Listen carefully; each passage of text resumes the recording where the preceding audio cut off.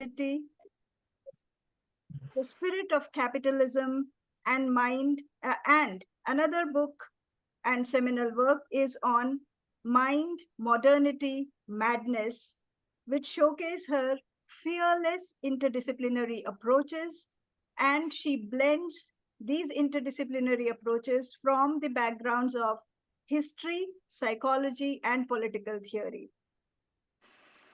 In addition to being a brilliant scholar, Professor Greenfeld is a deeply generous mentor.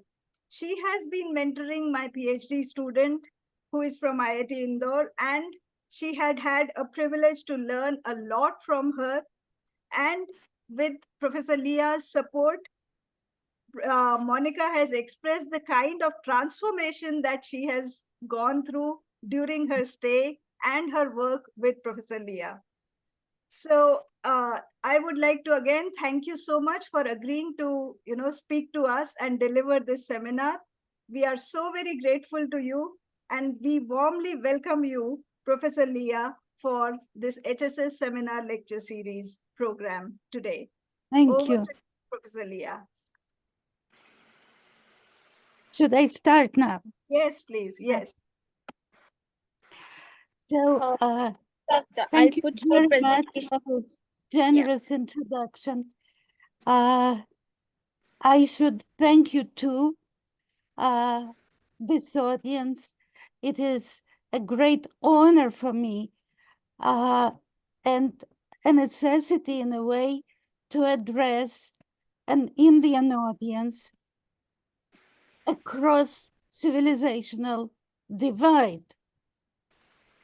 There are three civilizations that exist today, coexist in the world, and they divide humanity into fundamentally three variants of humanity.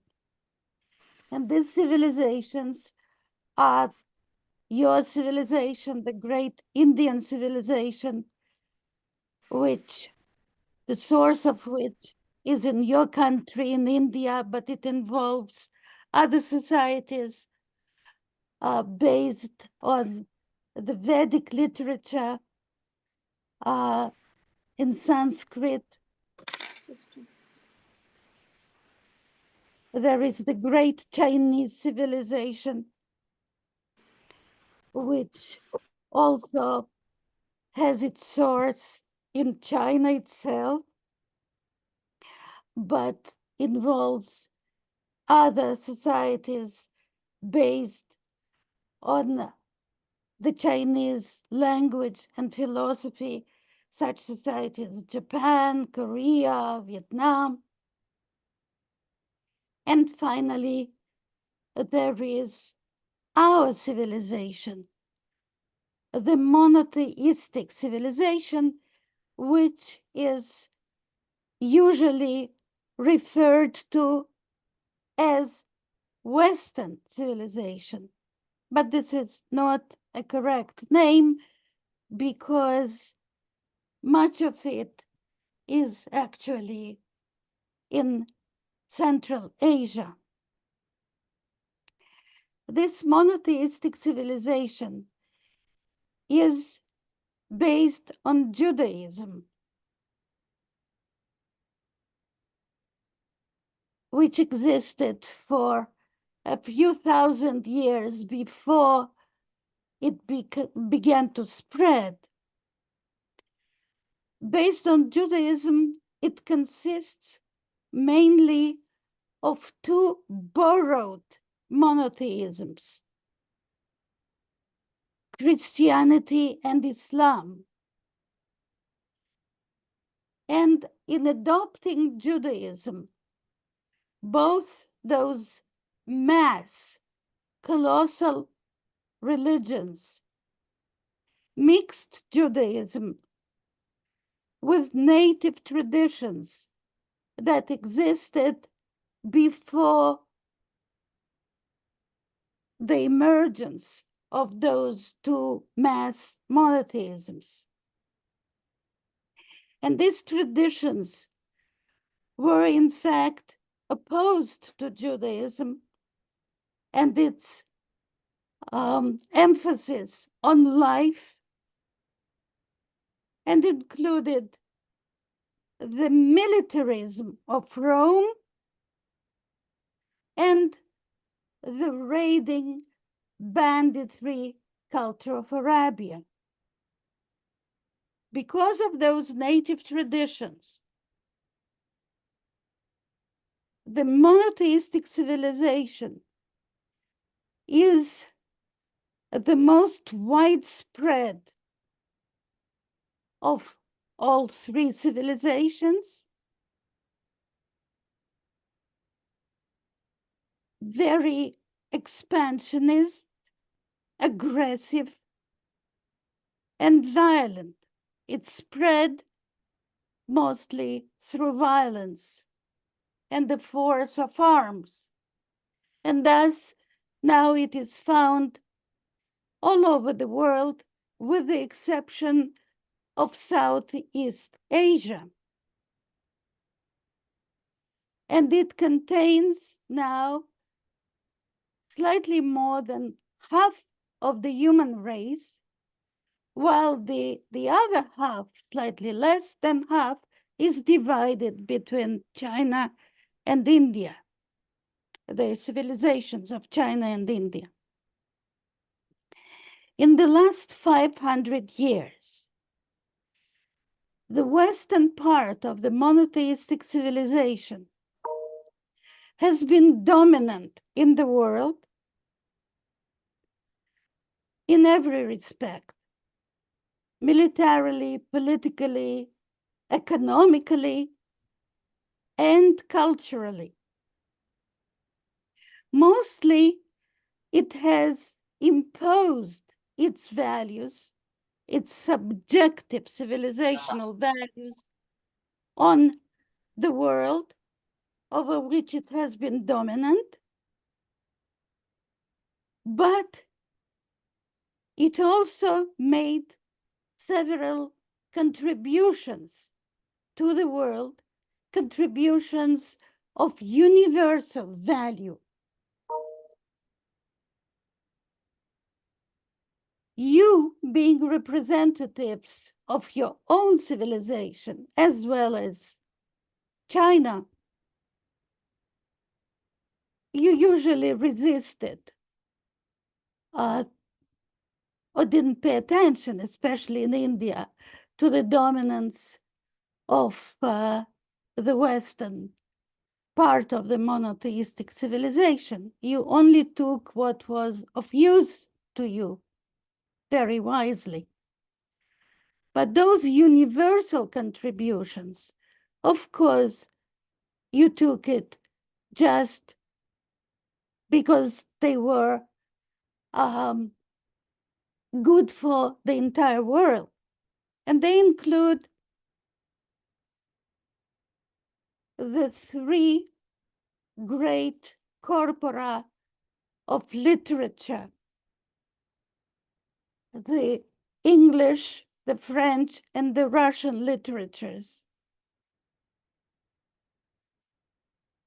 The music we call classical, that was produced in Europe between the 17th and the beginning of the 20th centuries, and most importantly, modern science. Modern science, an activity, a new institution oriented towards the truth, discovering the truth about what is empirical reality by the means of logic applicable to all and facts, empirical evidence that can be accessed by all. And specifically, the modern science of physics that is, of the reality of matter and of biology, the reality of life. All those great contributions of universal value were made by the end of the 19th century. The western part of the monotheistic civilization was very creative until the end of the 19th century. But after the 19th century, it fundamentally exhausted its creative potential and first entered a plateau of achievement and then began a decline. In the last 100 years, and specifically after committing the Holocaust, this civilization started tearing itself apart, and it is now moribund. Unless something very forceful is done, it is dying. And this is happening while the Chinese and the Indian civilizations are on the rise.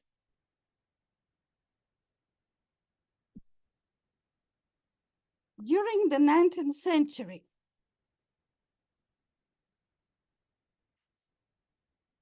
especially after the publication of Darwin's On the Origins of the Species, which made possible the science of biology. Before that, the science of biology did not exist, though interest in it, of course, always existed. There was a potential for the emergence of an analogous science of humanity. So there could be by now not only the sciences of physics and biology, but also a science of humanity that would pursue truth in regard to all human affairs, objective understanding of all human affairs, equally based on logic and empirical evidence.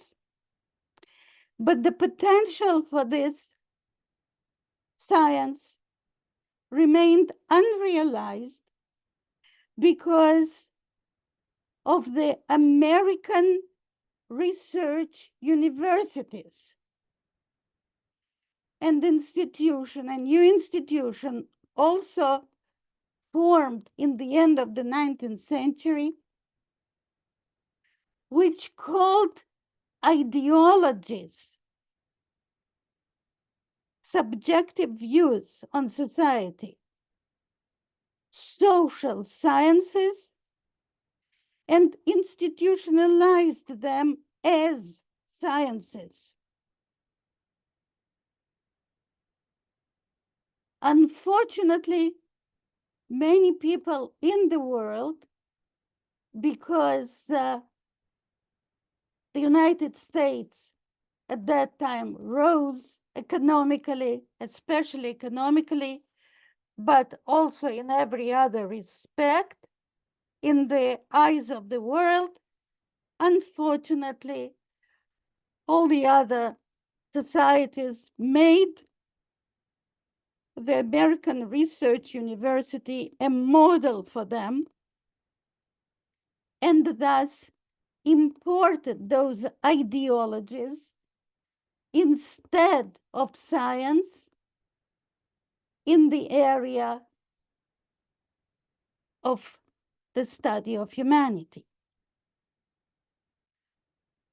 All my life, I tried to create the science of humanity, to turn the ideological social sciences into an objective pursuit of the understanding of what is in this area. And trying to do that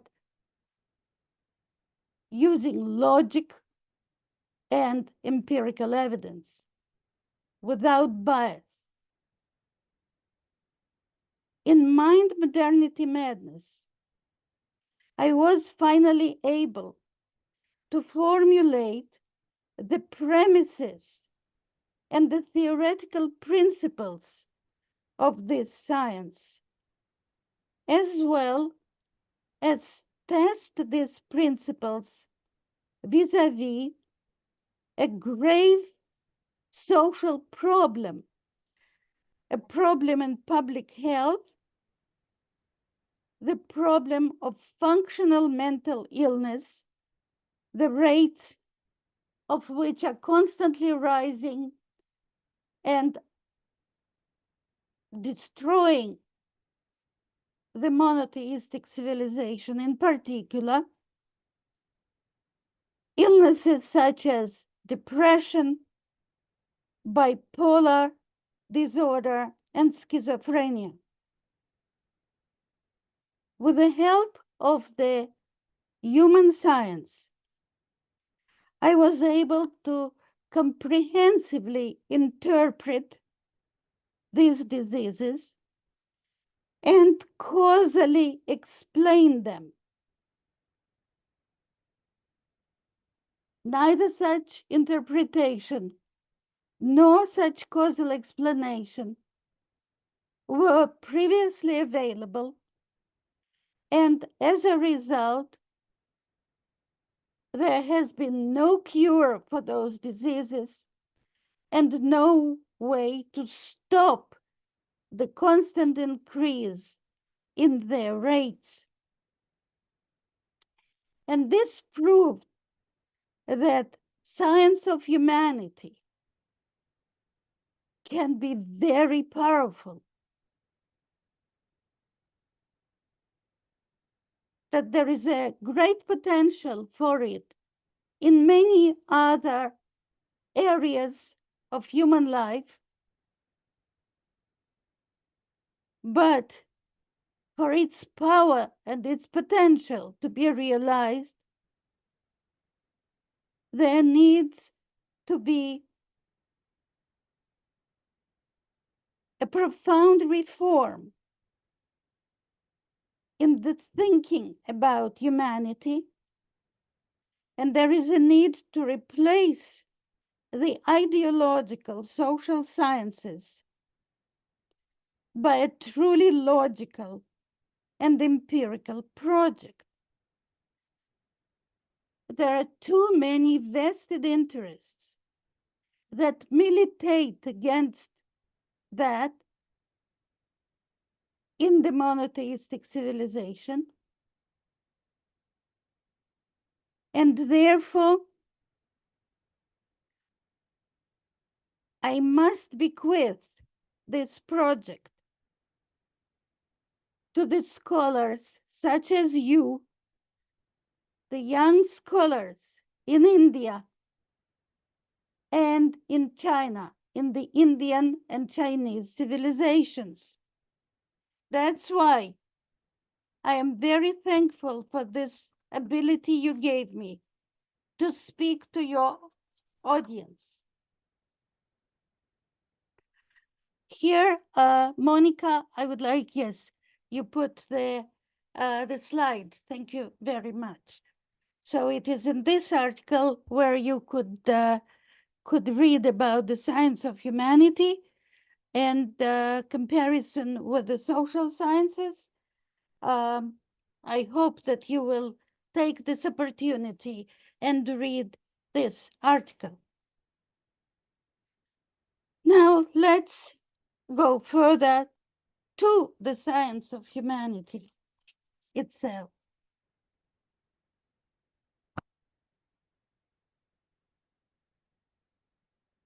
How did Darwin create the science of life, biology? He found an empirical quality which applied to all of life and separated all of life from all physical laws while being logically consistent with them, making life irreducible to physical laws, and yet logically consistent with them because while not caused by any physical laws, it necessarily existed in the conditions of those physical laws. And this empirical quality was the generally applicable law of evolution by means of natural selection, a process, a function of time in distinction to matter, which is essentially a spatial phenomenon. It therefore allowed us to see life as an emergent phenomenon, irreducible to matter and to the sum of all of its elements, all of which are material, thus being more than the sum of its elements, and the reality of its own kind, that is, with its own causality, completely different from the causality operational in the material world.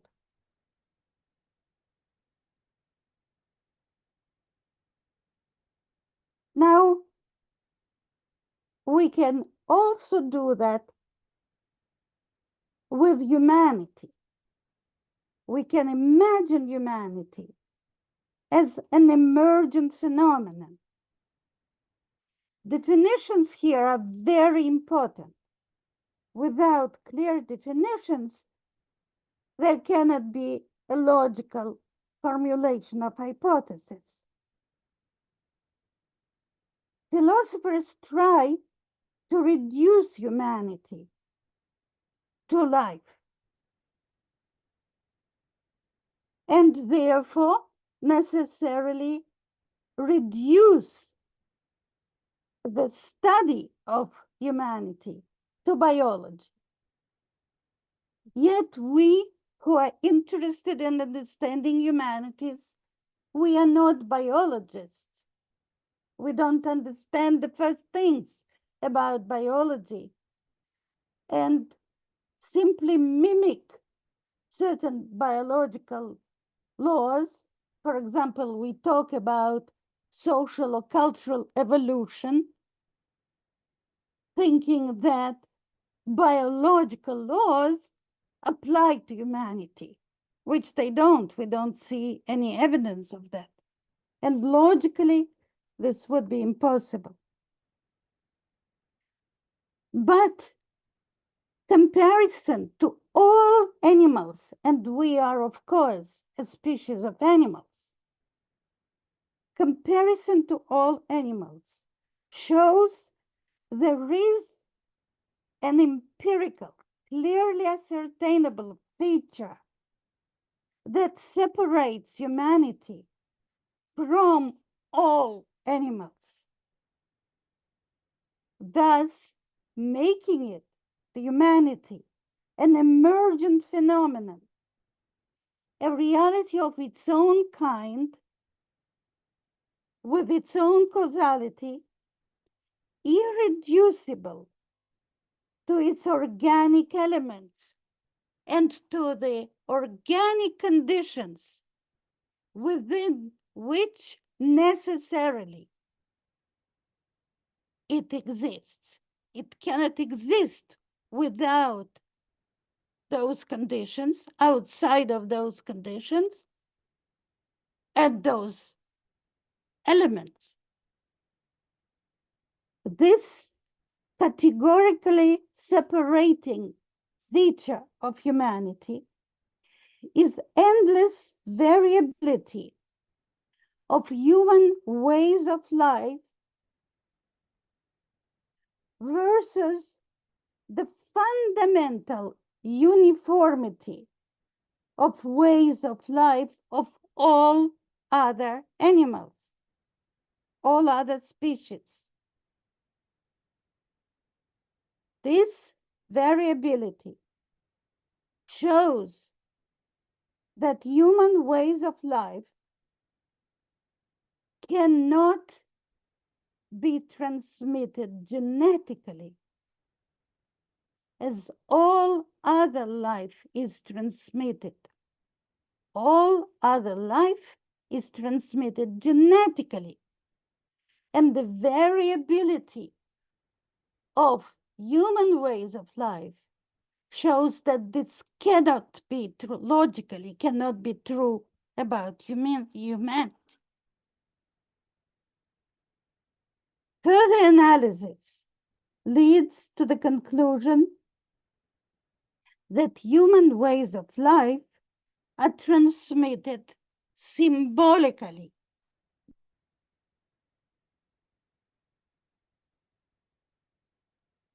Symbols are arbitrary signs whose meanings are defined by contexts in which they're used and the interpretation of these contexts. The process of symbolic transmission of human ways of life is what we implicitly call culture.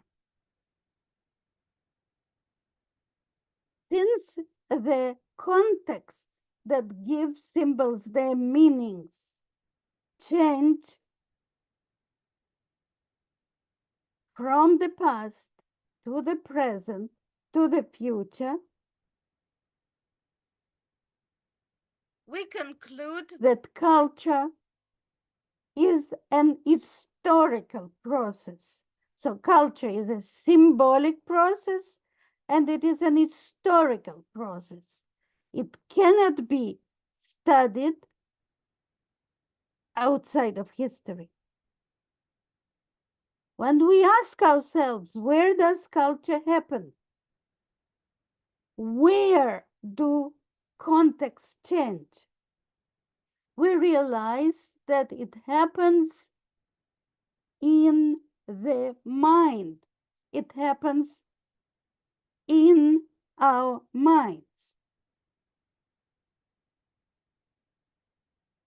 That is, culture is also a mental process. The logical corollary of that is that the mind is a cultural process. And the logical corollary of that is that culture and mind are historical symbolic processes. The mind can be called culture in the brain. It occurs within the boundary conditions of our biological organism. So the mind can be called culture in the brain, and culture can be called a collective mind, or as it was called by Durkheim, it can be called collective consciousness. Monica, would you show the second slide? Yes. So this leads us to this layered view of empirical reality.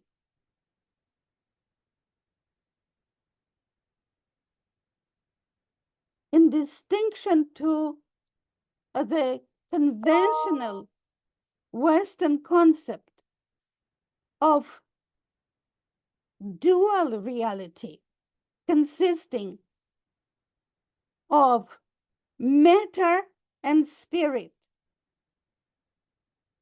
of mind and body, we have here a tripartite layered view in which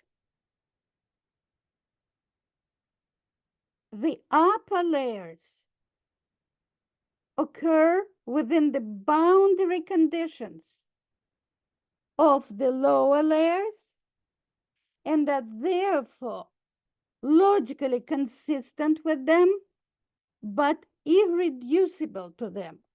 Both upper layers are emergent phenomena, and every layer is characterized by its own kind of causality.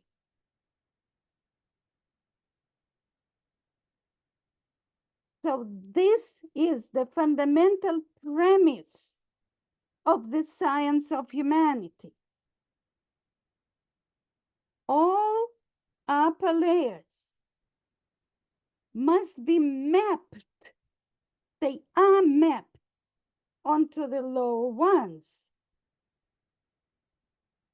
Thus, they must be, in every case, translatable into the lower layers. Not reducible, but translatable. The mind obviously depends on the brain, and the sick brain will result in a sick mind, right? You cut a piece of your brain, there will be problems in your thinking and feeling. It can be likened to a broken food processor. A broken food processor will not process food very well and will not create the food that you want to be created. But food processor in itself cannot create food in any case. The ingredients come from the outside. And bad ingredients, for example, if you put stones into your food processor, will break the food processor itself. So you have here influence from both sides. Similarly, a sick mind can create a sick brain. One can analyze the mind, do some sort of an anatomy of the mind. The mind processes cultural, that is symbolic, stimuli from the outside, taken from outside culture. And how can it do that? So everything in the mind, we cannot see the mind, but we can logically deduce its qualities from this fact that this is what it processes. So there must be some sort of registry, record in the brain of the cultural environment in which a particular individual exists. This is what we call identity. The personal identity of every human being is a cognitive map one has of the cultural terrain and one's place in it. This is identity. Identity is a relationally created self. It is our sense of self as reflecting this map and our place on it. Because as human beings, we are born into an ununderstandable reality. And there are many, many choices for its interpretation. We have to be able to decide at every point which interpretation to make of it. And this is directly dependent on our identity. For example, if one is Indian Hindu,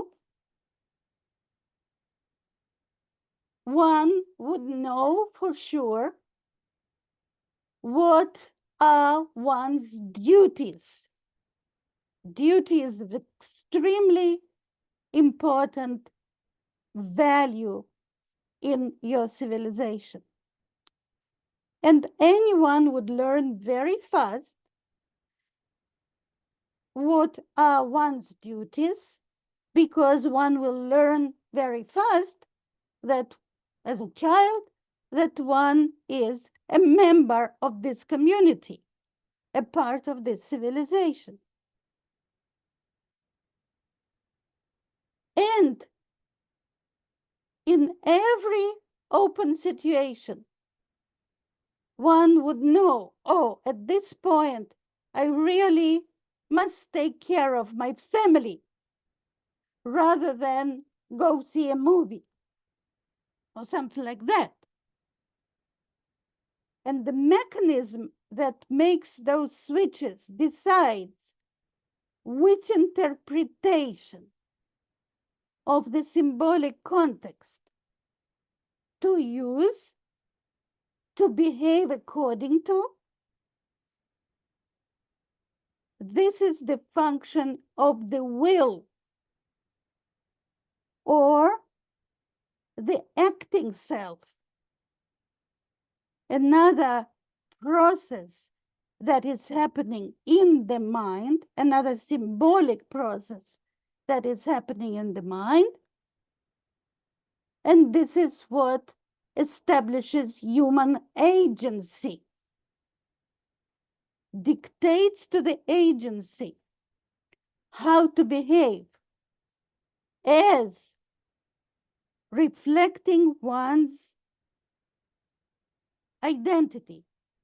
You have this great text, the Mahabharata, and this is basically about the connection between identity and will, how agency derives directly from one's identity.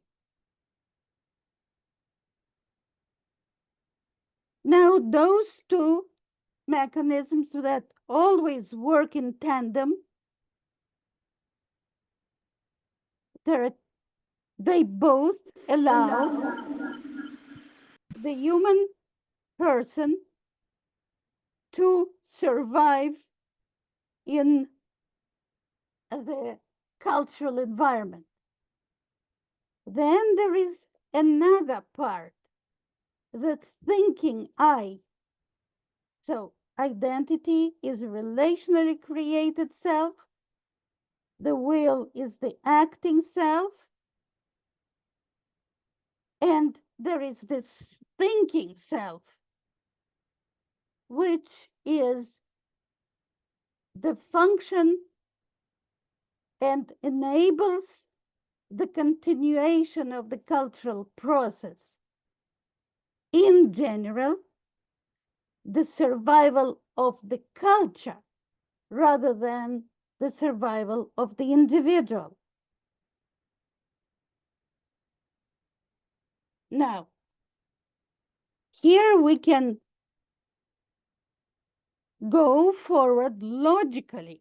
You see here, every stage of the argument is derived from the previous one logically. We can now talk about functional mental illness and how what did we have before?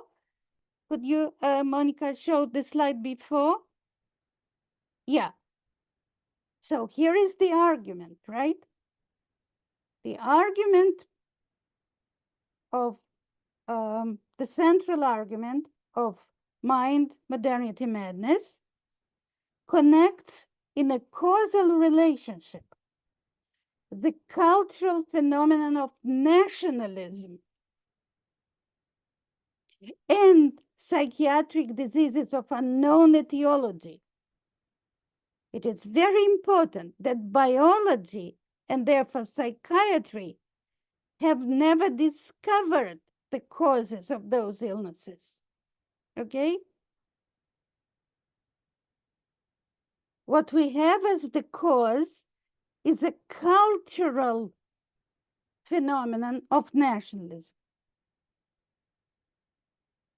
And we are here talking about a real medical disease, a disease that causes terrible suffering and very often leads to a lethal outcome, to death, that is caused by a cultural cause. And here, Monica, who prepared those slides, gives you the definition of nationalism. So the argument is because of what we described above, the nature of human sciences and its main concepts, mind, culture, symbols, etc., we can now explain those diseases. Now, you know in India about the growing numbers of suicides among Indian university students. Why is this happening? It is happening under the influence of Western nationalism, imported by your Congress party with and after the independence. Nationalism, as you just saw, implies democracy. It is a form of consciousness which is essentially secular, whose socio-political component rests on the principles of fundamental equality of membership in a community and popular sovereignty. But this completely contradicts the Hindu view of reality, right? So now those students in particular, those students follow a completely different form of consciousness, yet they're also Hindus. Their identity becomes unclear to themselves. They are torn between two completely different forms of consciousness. Nationalism, let us repeat, is not simply any identity. It is a very special type of identity. It implies democracy, equality, and popular sovereignty. Why has it been so appealing to the monotheistic world? Because in the monotheistic world,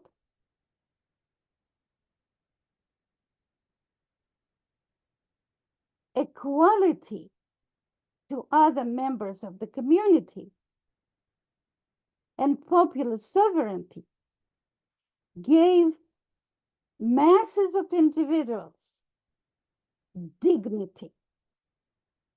That was the source of the appeal of nationalism, because the huge mass of monotheistic populations were deprived of dignity before.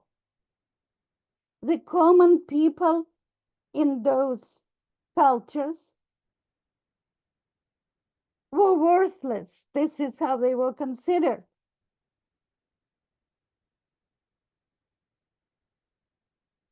They were there only to be exploited by the upper classes. And nationalism, with its democracy and its principles of equality and popular sovereignty, elevated them, gave them dignity. It is a very Western way of thinking. You Indians or the Chinese, you do not need those principles of nationalism to give you dignity. You have dignity because of your essential function, every one of you. The essential function of every caste in India for the preservation of the cosmic order. That's why among you, duty is such an important concept, because the cosmic order depends on each of you performing exactly your specific duty. The cosmic order cannot be preserved if any of the castes is taken out. And of course, this gives all of you dignity. You don't have to be equal to anyone else. In general, comparison to others is completely irrelevant for you. But when you combine this view of reality with nationalism and democracy, people who really are affected by that, for example, students in universities who come from all the castes, right? Their cognitive map, their identity is suddenly completely confused. There are two maps, one on top of another, that create no sense. And if the identity creates no sense,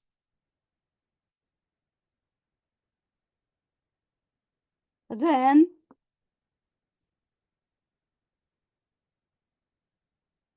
They don't have a will.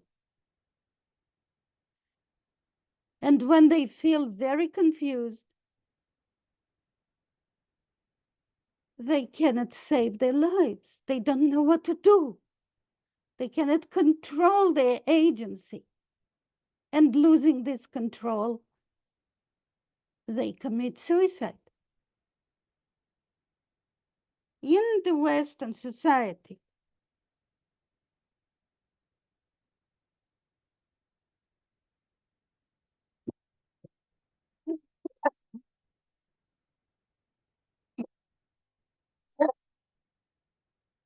sorry,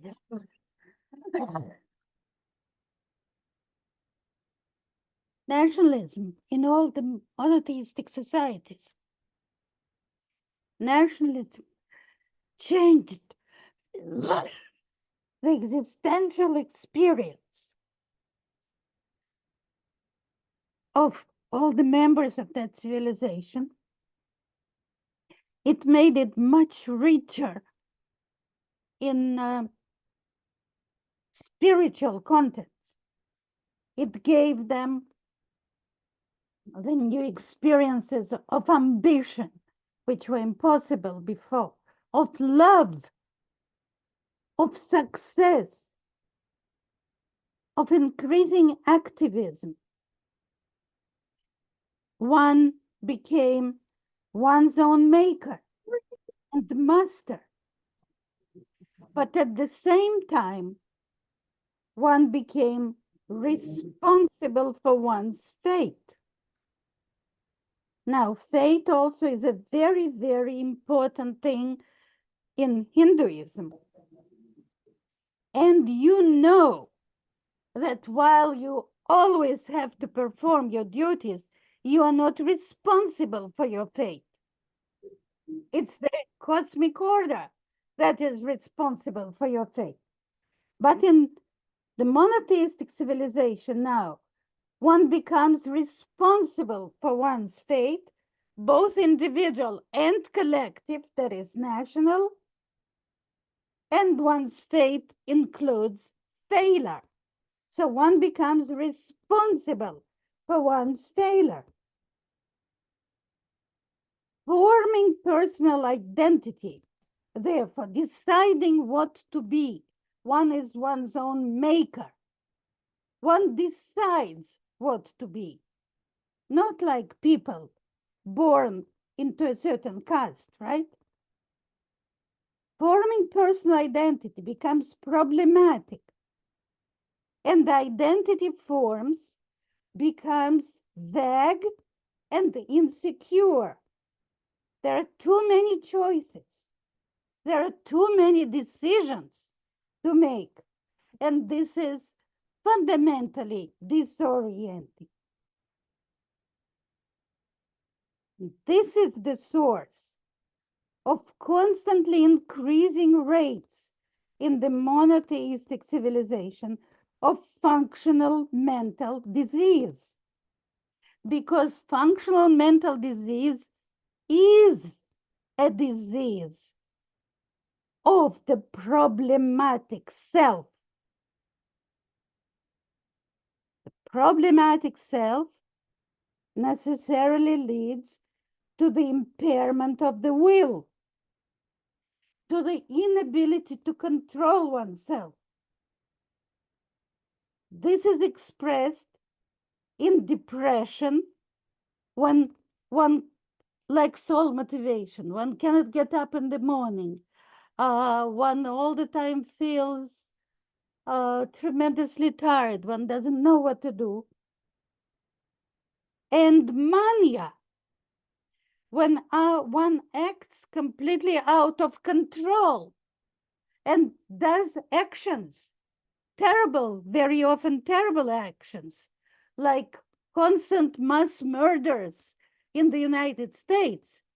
You hear about that. Suddenly somebody goes into a school and starts shooting school children. Why? One doesn't even know why. And then one would say, it wasn't me. I don't know why I did that. And then beyond that, there is schizophrenia, which is a complete loss of self. It's not only the problem with identity and then the loss, impairment of the will. It is a complete loss of self.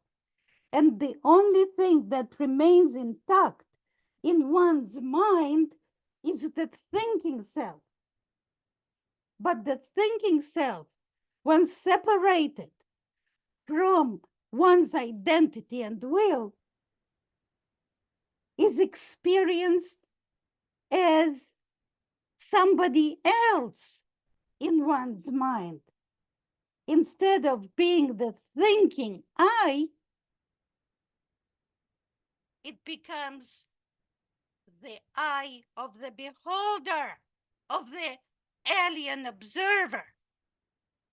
Because being, in essence, verbal, it is in fact the presence of the culture itself, of impersonal culture within one's mind,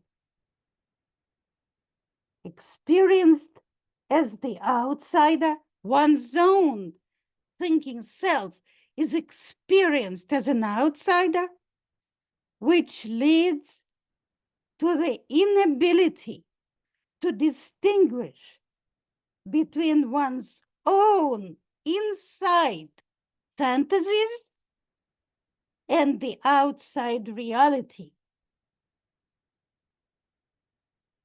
We call these delusions. The individual becomes delusionary. And now think about that. The judgment of functionally mentally ill people cannot be trusted. It is always suspect.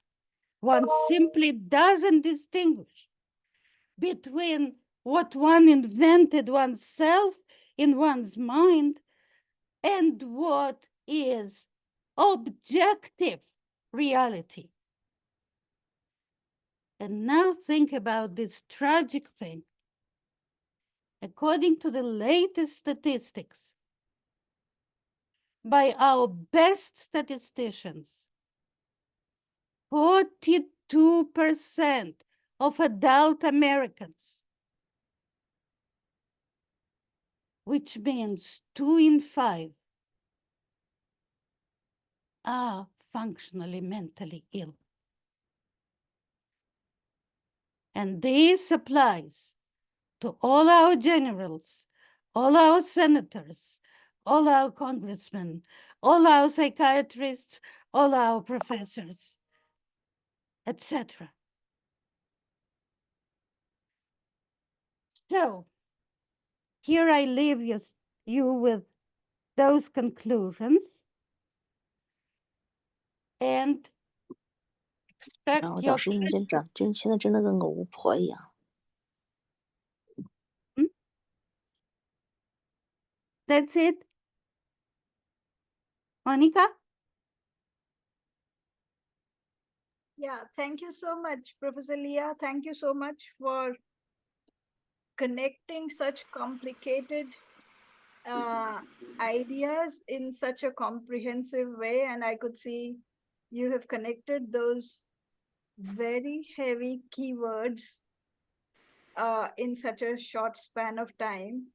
And I'm sure many of us would actually wonder about a lot of things. And there might be many people who would be having questions. So, Monica, we can open the floor for questions. Okay, ma'am. Okay.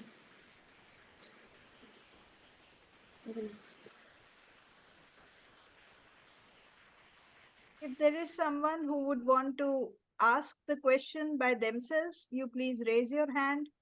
Or else those who have mentioned the questions in chat box, Monica, you may please read out those questions. Okay, there's one question from Amin. He said, thank you, Professor. I'm Amin from IIT Indore. I have a question. how do minority, those who left in India after partition of India, should deal with the mental illness pressure and anomie, since we being non-Hindu doesn't share the reality similar to Indic people, mostly Hindu people. What's your comments over this? This is a good question.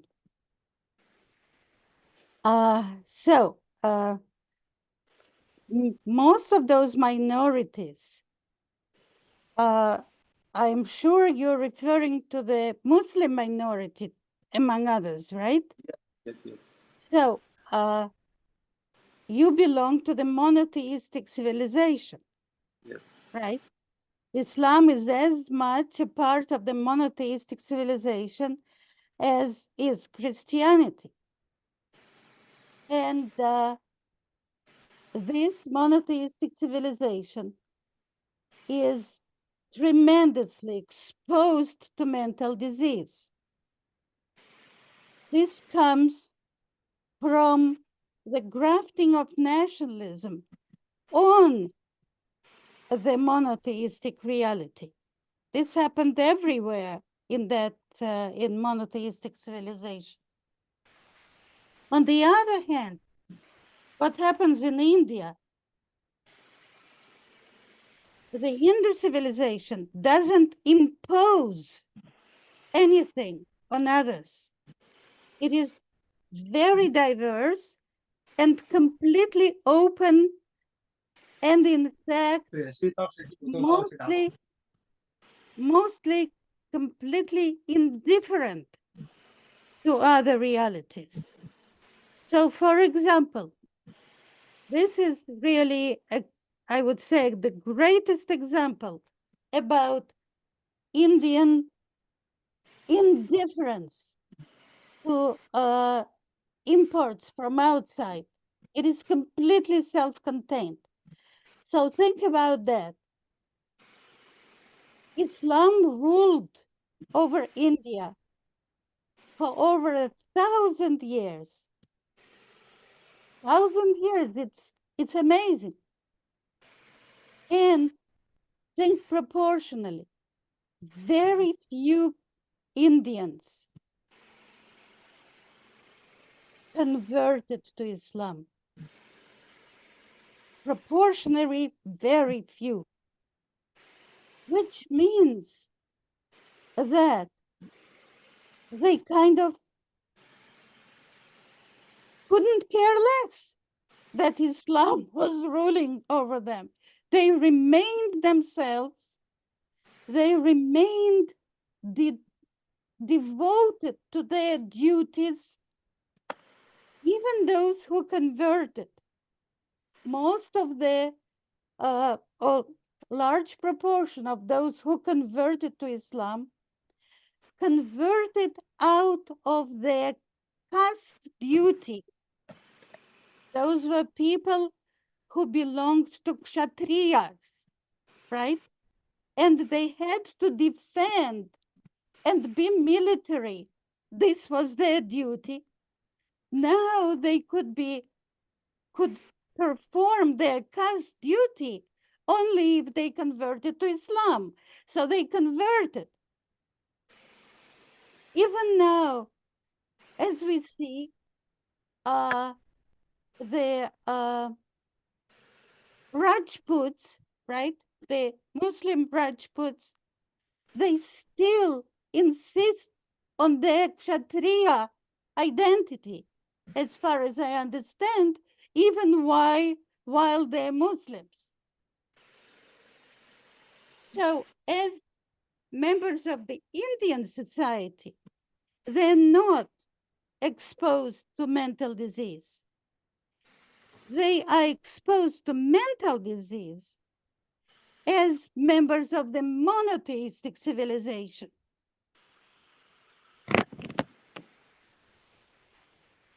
Another question? Yeah, I have a question. If you please allow. Yes. Am I audible? Yes, yes.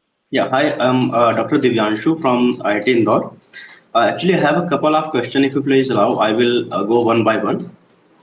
So my first question is, in your introductory words, you said like you want like humanities or human sciences to be evolved as an objective sciences, right?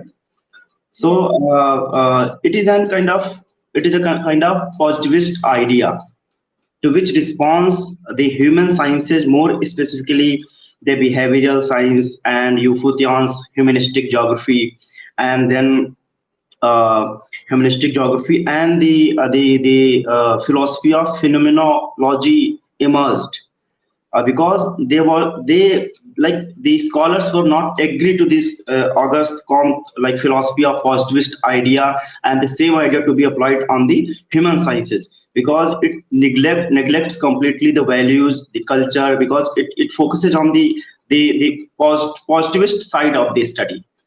So what is your comment on this? The first question, and I will ask the next after your response. Okay, thank you. Okay. Yeah. Well, uh, I don't understand to begin with. Why do Yeah. you call it positivist? You see, you just heard that I do not at all for a moment forget about cultural differences. Yeah. This is what I'm talking about. I'm constantly talking about cultural differences. And what I say is that this is empirical reality.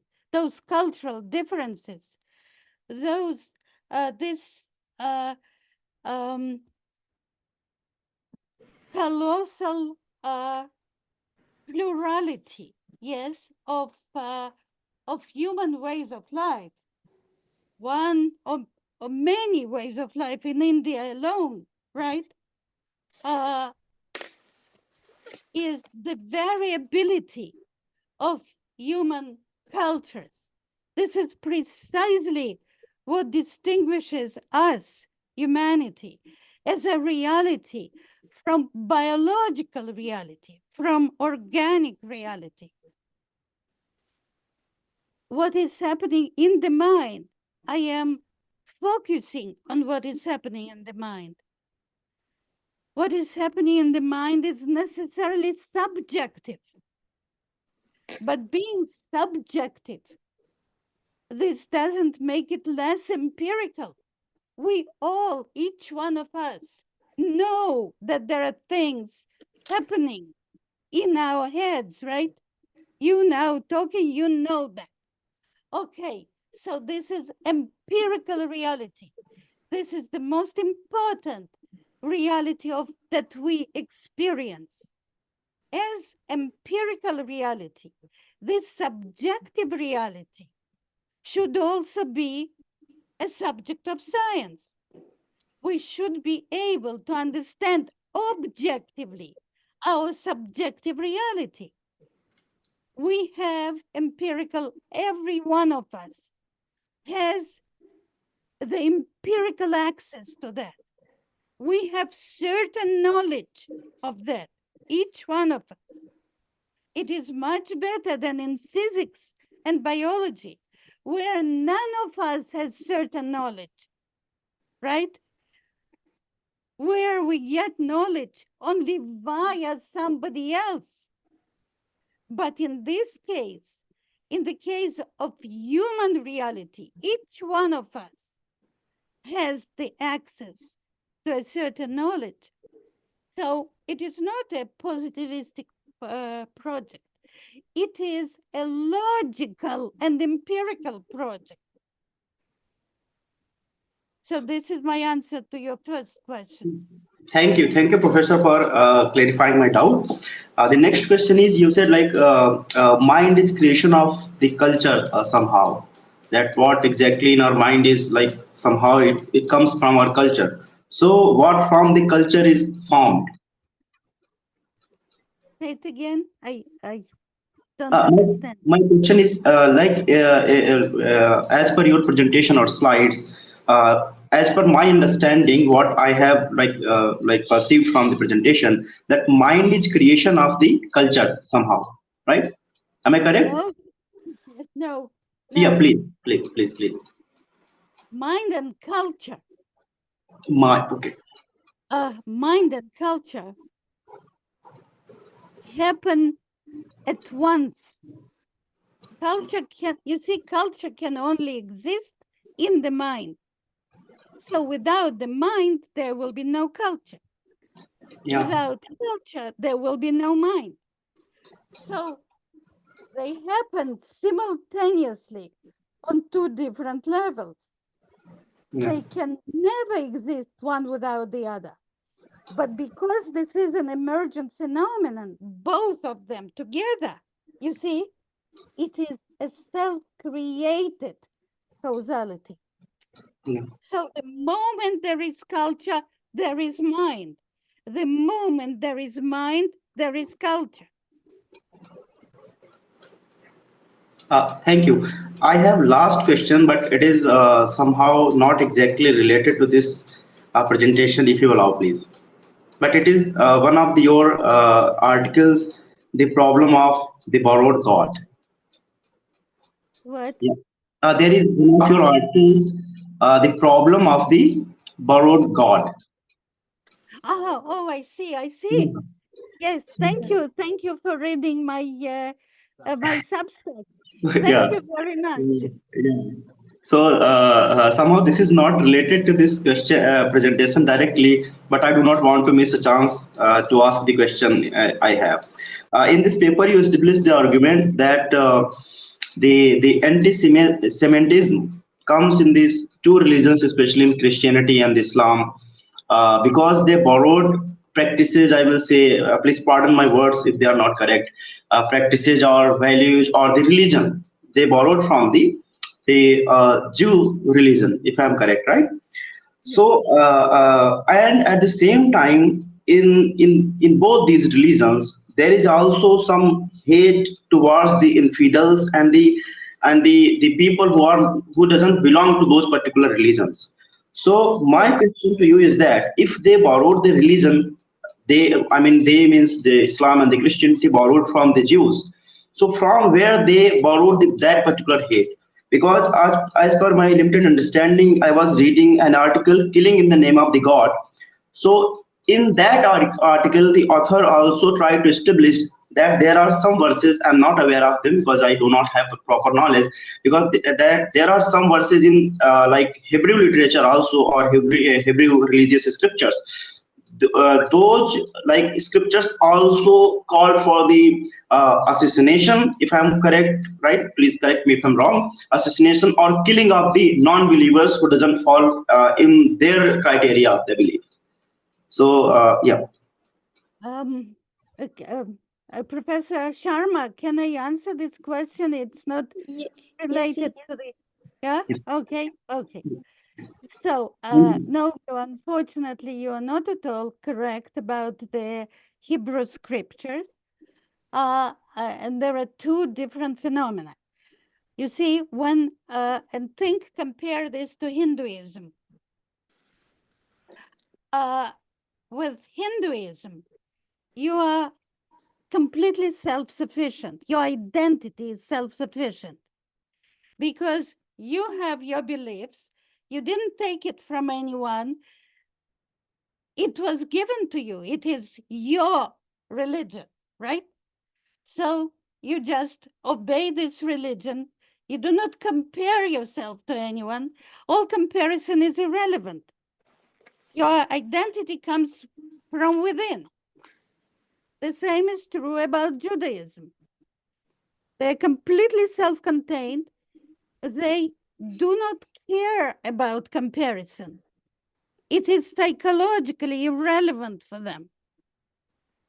Now, when you borrow, not just practices, it's not practices that are borrowed, not just separate values. It's not values that are borrowed, though they are borrowed. It is God that is borrowed. You see? It is as if for you Hindus, you borrowed Brahman from somebody else. You're not sure what it is. It is not yours. You see? So then you become always dependent on the comparison.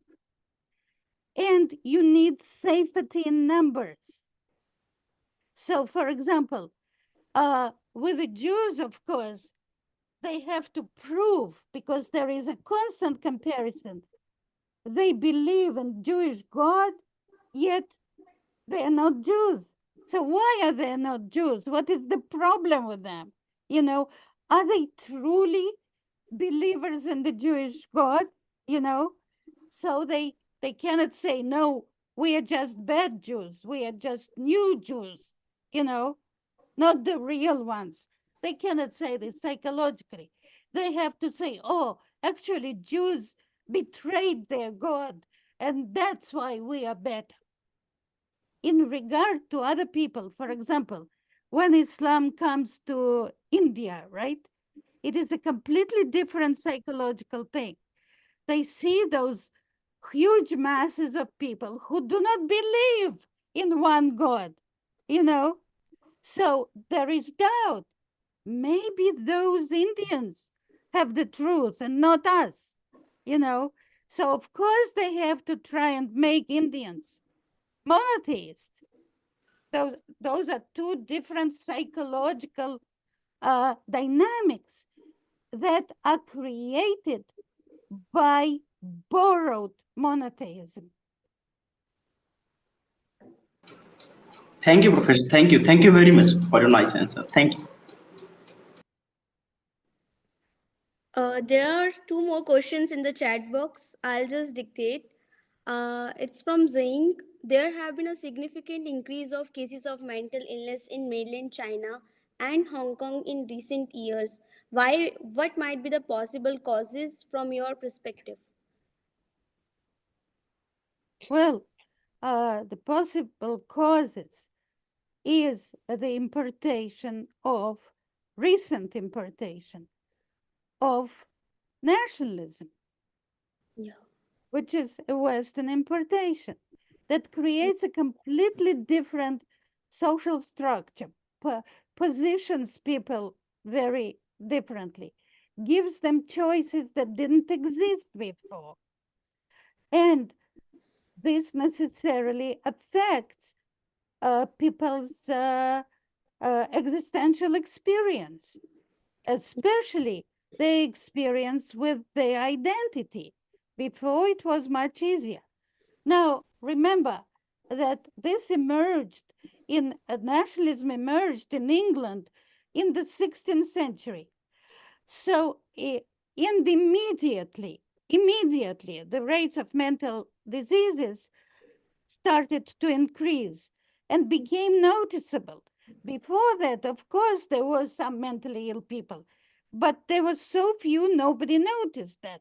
But immediately in the 16th century, the rates started to grow. Yes.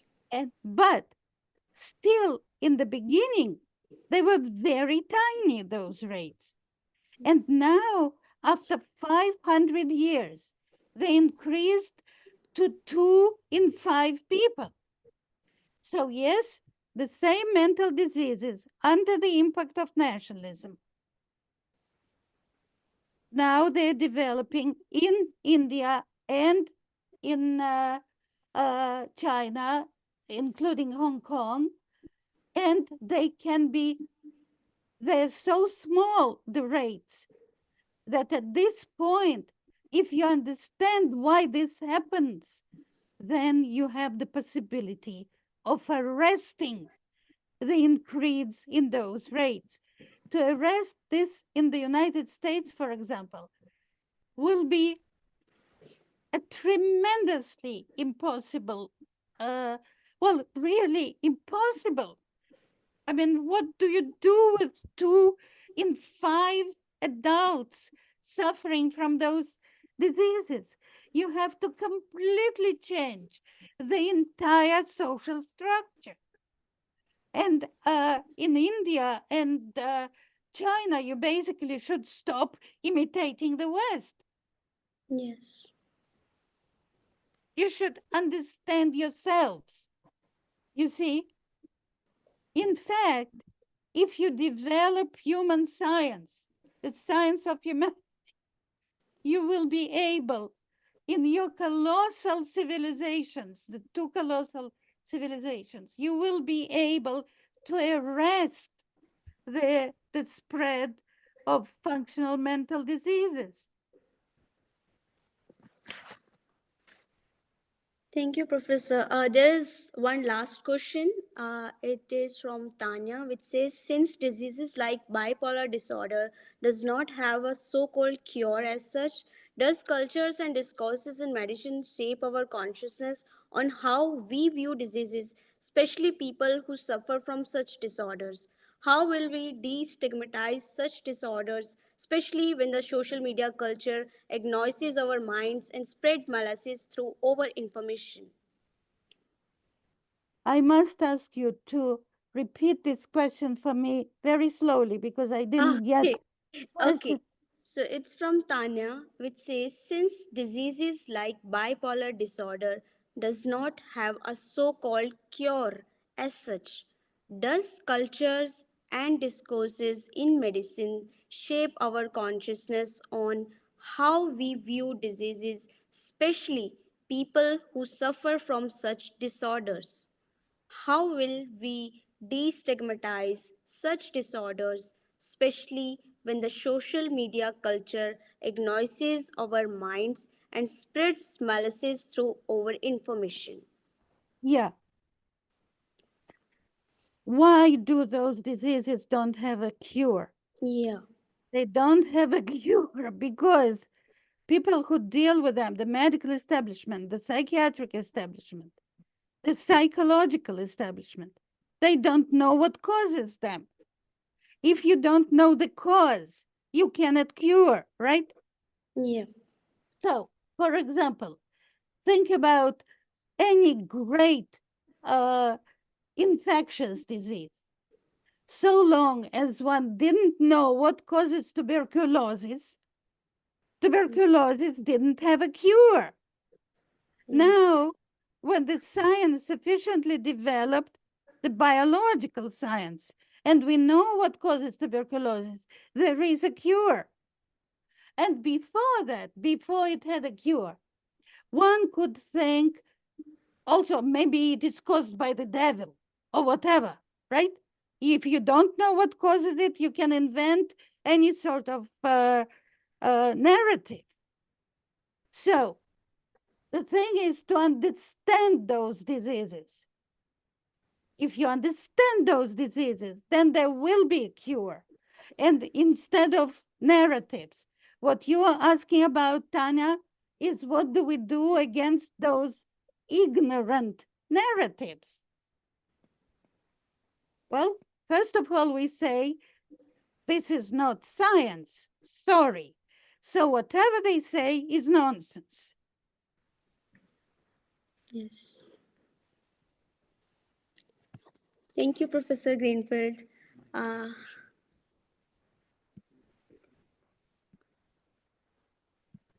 I think we have one student raising his hand. Michael? Michael, you can go ahead. Yes. Hi, Dr. Greenfeld. Thank you so much for the Hello. lecture. It was incredible. And for the last question actually had to do with what I wanted to share, and kind of noticing how this plays out. In the sense that I feel that the medical industry, when they think about these mental illnesses, they're mostly looking at it purely from the biological reality, and they're not properly considering how the symbolic reality is in play with these mental illnesses. So to give an example of my own experience very quickly, whenever I considered myself depressed, clinically depressed, and they gave me pills for me to take as if that would be the cure, right? Like if I take a look at the symbolic reality and how that affected my life at the time, I was not sure about my career prospects. I was not sure about my relationship with God. I was not sure about my relationship with myself. All of these uncertainty led to the mental illness that I was diagnosed and they gave me pills for. Once I started focusing on the symbolic aspect of it, focusing on my relationship with God, focusing on relationship with myself, and focusing on my career. Once that started developing itself, there was no need for me to be taking pills, and there was no need for me to be seeing any doctor. So that's pretty interesting. The second part of it is, so my grandmother has Alzheimer's, and she's very prone to mental episodes. When she's here in America, so she lives, my grandparents have a room in my house. And whenever she's in America, it's constant issues. It's hard to get her to eat. It's hard to get her to sleep. It's hard to get her to leave the room. All of these things, you know. She's also somebody that doesn't really know the country. She doesn't speak the language. She doesn't ever leave the house unless it's with us. Currently, she spent the last 4 months in El Salvador, where my grandparents and parents immigrated from. And so, in the entire 4 months that she had been in El Salvador, where she is from, her country, her house, there has been no issues. No Mhm. issues with getting her to eat. No issues with getting her to sleep. No mental episodes at all. She has been as she was before these mental illnesses started affecting her in her old age. And so now my family and I were in this weird situation where, of course, I love seeing my grandmother, and I love having her here.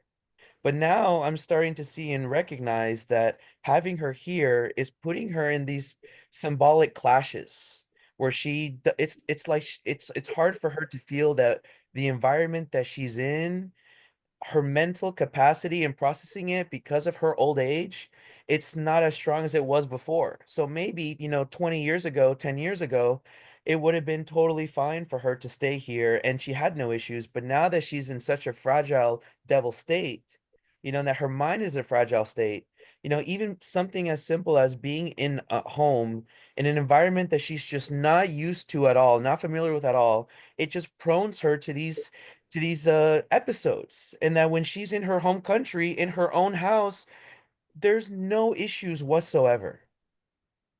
And so it's Yeah. just something that I've noticed.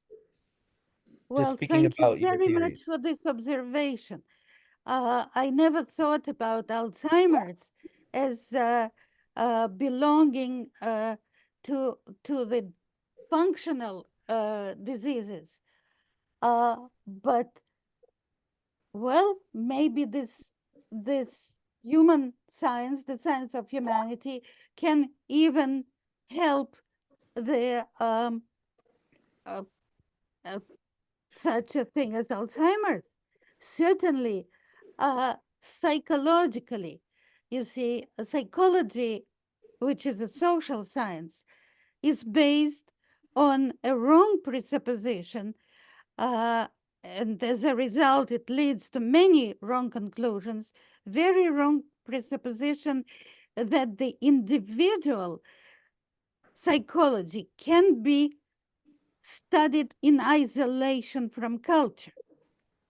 There is never, the individual does not exist, human individual does not exist outside culture. So you cannot study anything about human psychology, what happens in one's mind outside of culture. The mind is a cultural phenomenon. You must take the context into consideration when you make pronouncement about that. So yes, this is a very important comment. Thank you very much. Thank you, Professor Greenfield. Thank you, Michael, for sharing your experience. I think now we are done with questions, and I would like to invite Professor Preeti to give a vote of thanks, and then maybe we can wrap up the session. Yeah, thank you. Thank you so much, Monica, for coordinating this and getting in touch with Professor Leah and us getting her, to agree to accept our invitation. Today's session was wonderful. I am sure that many of our students, including people like me, who are not from the discipline, would have gotten such wonderful insights. I mean, I have never thought of nationalism to be seen in such a way. I'm a student of economics, so I had never ever thought that, oh, okay, so identity, culture, nationalism, mind, body, all of these can be connected.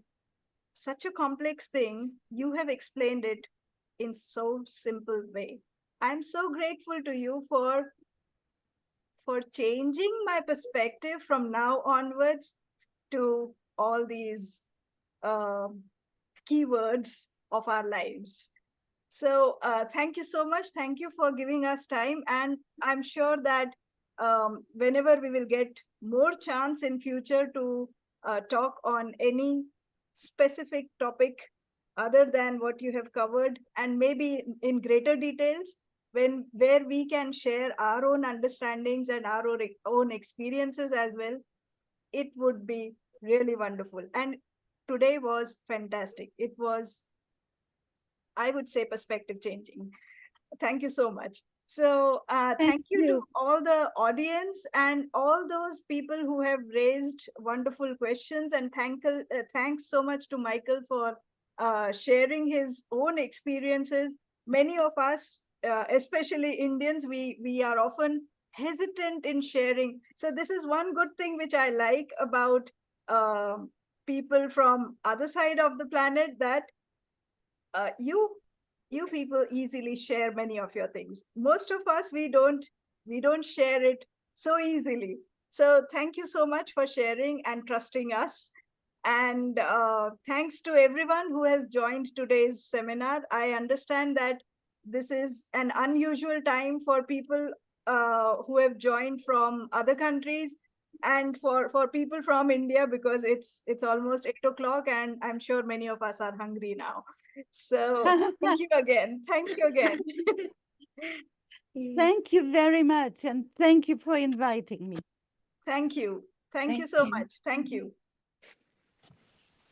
All right. Bye-bye then. Bye Okay. bye. Bye Bye bye, bye. everybody. Bye bye. And we are closing the session now. Thank you so much. Okay. Okay. Bye. Can we end the meeting as a host? I will stop recording now.